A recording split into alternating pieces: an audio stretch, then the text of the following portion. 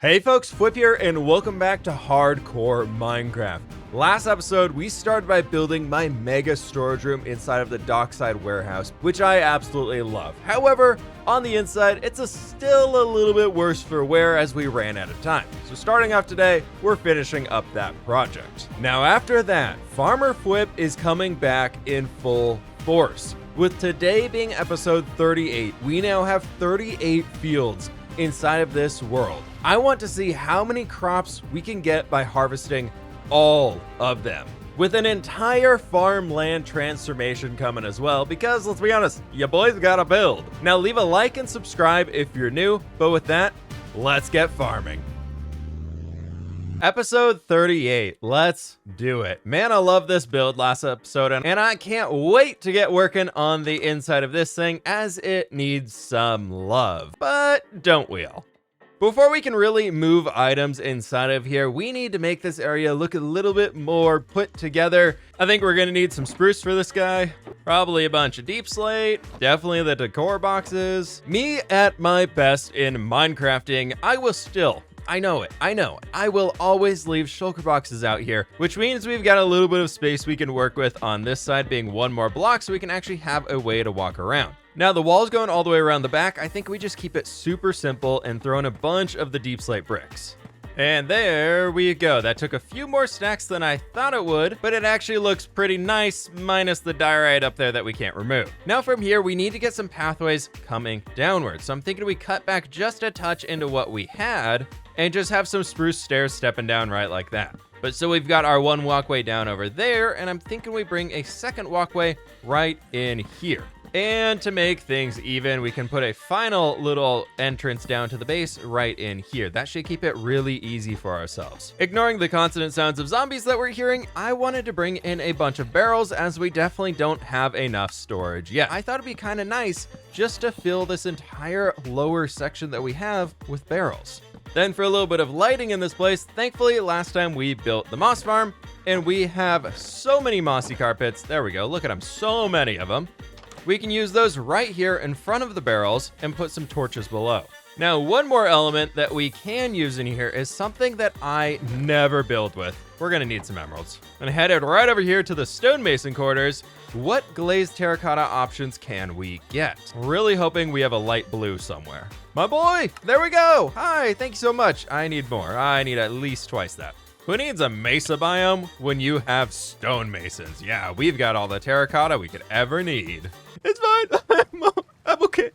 It's fine. Okay, maybe instead of this, we flip those. Let's try that on the other one. And that looks about a million times better. Okay, we got it. I really like this though. That little bit of blue splash in there, I think is really fun. And there we go. I think our mess of a lower section is pretty much ready to go. Just as anvils are always nice to have inside of a storage room. And I've been really enjoying throwing in color wherever I can get it in builds recently. I wanted to try bringing a bunch of warp trapdoors across the tops of chains in here because it's something that we can still jump over and get down quickly if we need to. Yeah, I like that. Oh, that's a good little railing design. Next up, we need to tackle the roof up here, and I love spruce logs. You can't get enough of them. They're always just so good. So I'm thinking we come right across here with some stripped spruce logs going the entire way. On the backside, to keep things simple, let's just throw in a bunch of spruce slabs up here. If we just do slabs, it's gonna be a little boring. So I threw in another bit of the stripped spruce log going all the way down there, and we got the spruce slabs up there.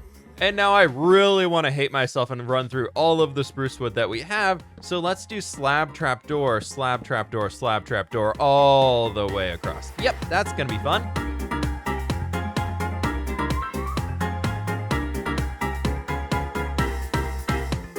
But there we go, my friends. Everything is in place. We've got a ceiling and it doesn't look that chaotic anymore. I actually really like how this is looking right now. But now I've got to figure out how the heck are we sorting all of these items? I don't really know. Maybe we start with like the woods right over in here. We give them like 4, then we do some stones and then just miscellaneous things as we're going. And I think what I'm gonna be doing here, as many of you know, I stream over on Twitch, twitch.tv/fWhip. It's great, Ben, just organize some stuff here in the storage room. So good old fashioned time-lapse mode of me flying around, picking up a bunch of blocks and putting them in here, go!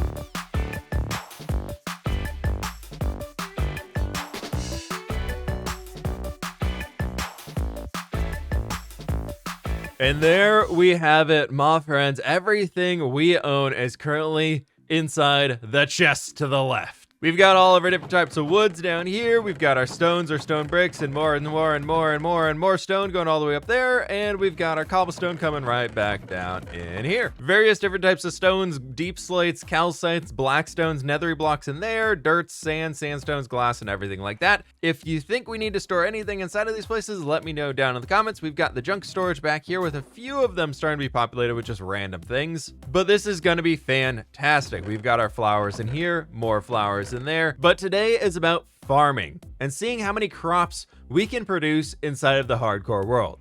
So this is going to be a massive grind, and we got to get started right now. First off, we need to plant a field for today's episode to get the proper count.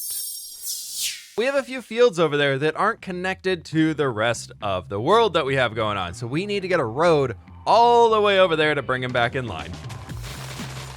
This begins one of the first big grind projects of today's video, creating a massive pathway all around the castle. But honestly, I've held off on doing this for so long, so it does feel very satisfying to get it done. It doesn't seem that large, but this is more than 500 blocks going all the way around once we're winding back and forth.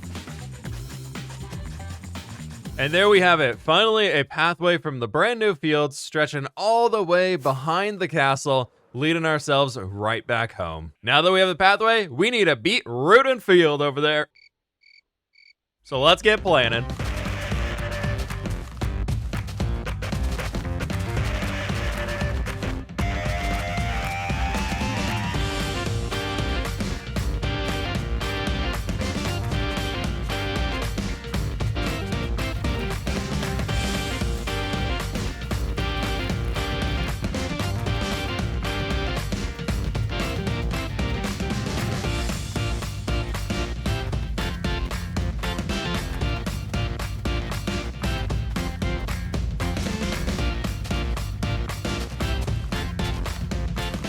There we go, one more field has been planted down, and no, I don't have any actual plans on how to link any of this stuff up, so don't ask. Now we need to give that beetroot field a little bit of time to grow before we go into mass harvesting mode and collect everything. I've been really wanting to do a little bit of building, and creating massive farmland environments in Minecraft is legit my favorite thing to do inside this game, if you didn't know that by now. And something I've been wanting to do for a few months now since we built the first one of those guys is slap another one of those windmills right on the hill over here. I do want to spend a little bit of time here placing down some dirt and seeing if we can't bring this hill up just a touch. If I did my math correctly, this should be just enough space up here to fit in that windmill right over here. Ignoring the back of the hill as all good YouTubers do. Y'all have seen me build one of these things before, so let's go ahead and kick this off in a good old-fashioned time-lapse mode.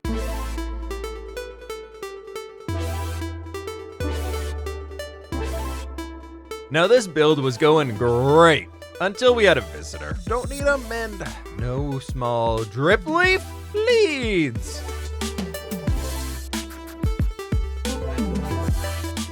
There's only one thing left to do for windmill number 2, the egg toss. It's complete. Oh my god, we actually got a chicken. I know y'all won't believe this, but that was the first try recording that clip. I only had one egg. Got it from the chicken while I was doing this. Thanks, buddy. Next steps moving forward is going to be linking this new windmill up to the rest of what we have inside of our world. This is a bit awkward as we are kind of stranded on top of this hill behind the wheat field and the trees. I've decided it's time to start the mass gathering over here and just take ourselves right in front of the other windmill and make a beautifully scenic pathway between all of the trees. Of course, the one place I try and go, there's a giant hole of water underneath it. Working on the windmill has me really inspired to keep working on the minor details around our base. So I want to spend some more time transforming this entire area we've built in so far. Am I getting sidetracked? Yeah, totally. But when the inspiration juices are a-flowing, you just gotta wing it and go for it. And next up on my list, I thought we could take a bunch of our banners and just add a few more pops of color throughout our village. One right up here works great. Oh yes, hanging from the tree. Yes,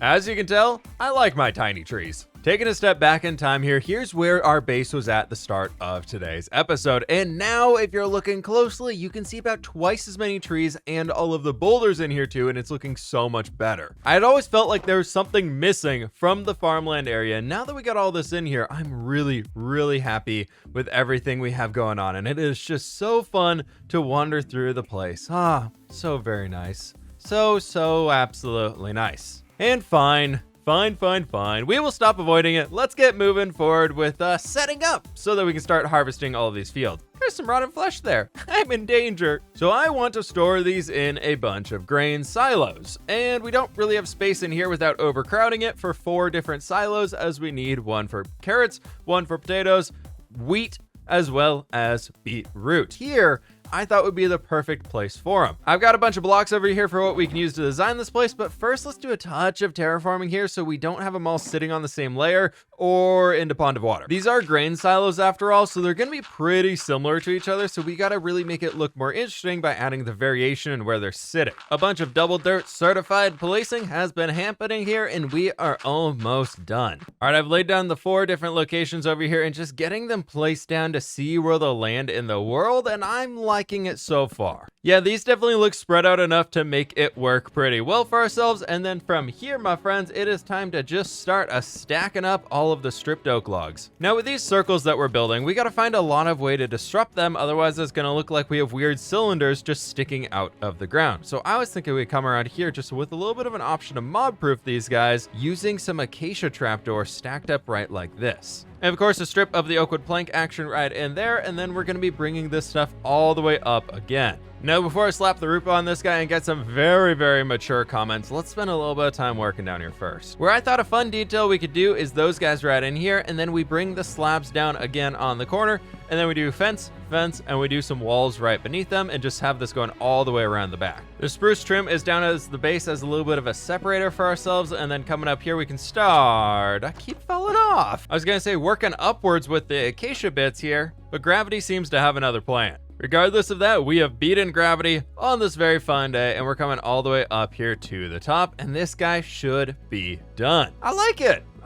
It's a little squat, but I think with the other 3 back here, it's gonna look super cool. But we got 3 more to build. They basically look the exact same, so without any further ado, let's kick this off in a good old-fashioned time-lapse mode and transform the rest of this area.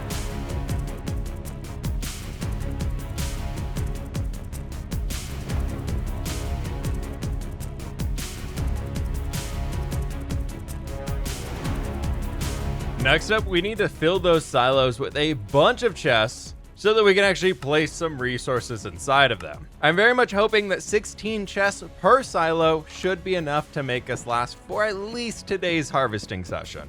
There we go. All the chests are now in place, so we got those things ready to go. Now, before we get started, I desperately need to repair some tools, and especially the elytra. It's taken a beating today. We've put some miles on this guy, so let's head into the nether, where hopefully the elytra doesn't break before we make it all the way up to the gold farm. We should be good, my friends, and this really has me inspired because I love the nether hub we have so far. I really like the projects that we've done above ground, on the roof up here, and it's really making me want to do some more things here in the nether. I've got a bunch of other ideas for stuff we can do. So a question for you all, if you want to see another mega nether episode here on the hardcore world, let me know down in the comments below.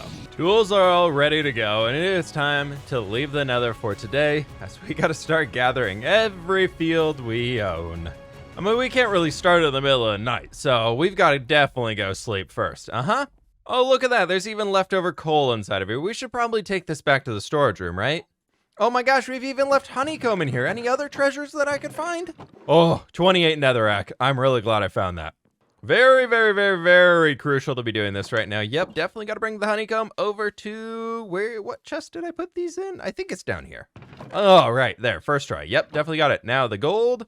Nice. Even more nice. And that, my friends, shows that we cannot put this off for any longer. I'm staring at my random chests of gold. Okay, let's do it. This hasn't been terrifying to think about the entire time, so let's just get right into it. And I think we start first with the giant wheat fields. Thus begins one of the longest and most grueling grind sessions I have ever done. Harvesting the wheat alone took over an hour to collect and replant the fields. Slowly the chest filled up inside of the grain silo, but mostly wheat fields give seeds, which I just kind of stuffed into random barrels around the world as they were endless. After an entire double chest full of wheat, we did it. 1 down, 3 to go. Next task I chose to tackle, carrots. And oh my God, do I never want to plant another carrot. I watched an entire movie while harvesting and replanting the carrots alone. At this point in time, I've now picked up more than 24,600 carrots in this hardcore Minecraft world alone, bringing that to my 5th most collected block in the entire game. This only made me even more terrified of the looming task gathering the potato fields. Coming in at just over 4 double chests full of carrots, the madness was finished. And time for a much quicker and more relaxing task, the beetroot. Never have I loved beetroot so much in Minecraft, as I only have 3 or 4 tiny fields of the stuff. Wrapping up with a half a chest full and a double chest or so of beetroot seeds, it was time to move on to the worst of them all, the potato. Here I thought the potato was harmless inside of Minecraft. Here I thought I could be safe from potatoes, but no. Potatoes possess a unique power, a power to destroy your mind. They multiply, they become endless. There's nothing you can do to stop the potatoes from consuming everything around you. Hours pass, days blurred together, yet I still gathered potatoes. So many potatoes, only to see more and more potatoes still sitting there in front of me, smiling at me as if they knew the misery I was going through. At this point in time, I had lost all hope. This was how Hardcore Season 2 comes to an end. Death by insanity due to potato. We don't even have to wait for a creeper to sneak up on us.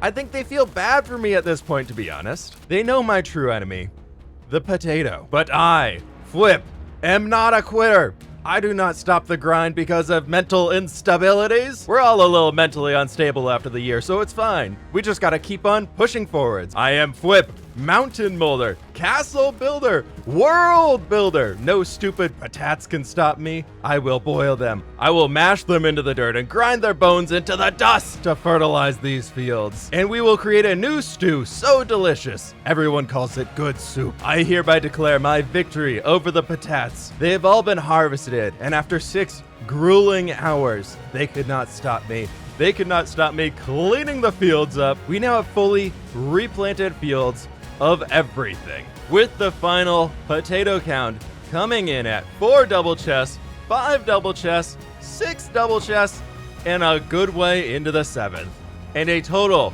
of 38,835 potatoes harvested, bringing that to our 3rd most collected block inside of the hardcore world. I've gathered more potatoes than dirt. And there we have it, my friends. We've done it. A complete transformation of the entire farmland region here inside the hardcore Minecraft world. This has legitimately taken over 40 hours to create and produce everything inside of here. Thank you all so very much for watching. Please be sure to click that subscribe button down below if you did enjoy it, and leave a like as it's free and it helps me out a bunch. But I'm out of here for now. So with that, my friends, I will catch you on the fWhip side.